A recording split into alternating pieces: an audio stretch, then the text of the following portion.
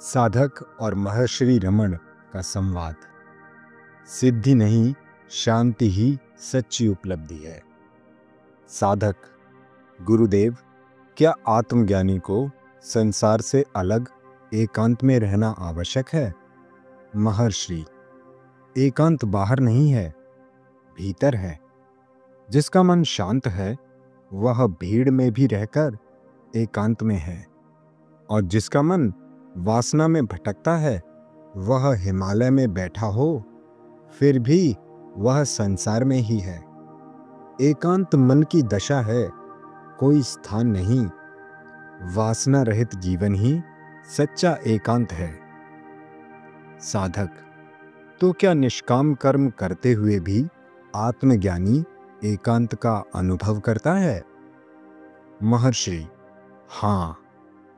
जो फल की इच्छा से कर्म नहीं करता वही वास्तव में कर्म करते हुए भी निर्लिप्त है। ऐसा व्यक्ति मौन की तरह क्रियाशील होता है, बिना लहर के गहरा, बिना हलचल के चैतन्य। साधक: गुरुदेव, कुछ संत जंगलों में रहते हैं फिर भी पूरी मानवता का कल्याण करते हैं, क्या ऐसा संभव है?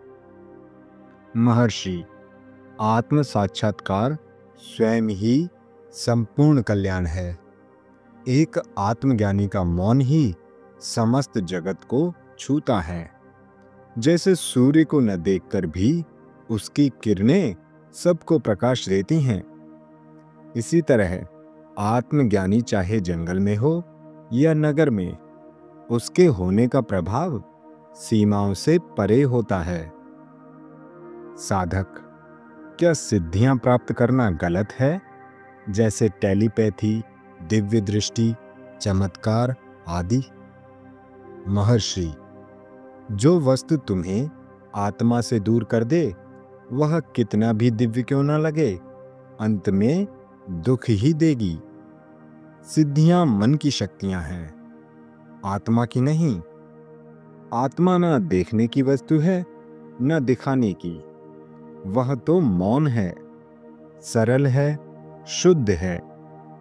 जो चाहता है कि लोग उसकी प्रशंसा करें वह आत्मज्ञानी नहीं, एक अभिनेता है। साधक: क्या जीसस क्राइस्ट जैसे महापुरुष भी केवल सिद्ध थे? महर्षि: वे आत्मा में प्रतिष्ठित थे। जो व्यक्ति ईश्वर के रूप में स्थित हो जाए उसकी हर क्रिया सिद्धि होती है, परंतु वह स्वयं को कर्ता नहीं मानता। यही अंतर है सिद्ध और आत्मज्ञानी में। साधक: तो क्या सिद्धियां अंतिम लक्ष्य नहीं है? महर्षि: नहीं। तुम्हें शांति चाहिए या प्रदर्शन? सिद्धियां आती हैं, जाती हैं, पर शांति वही रहती है जो आत्मा में स्थिर हो। जो स्वयं को जान ले वह जानता है कि सिद्धियां केवल झिलमिलाते बुलबुले हैं।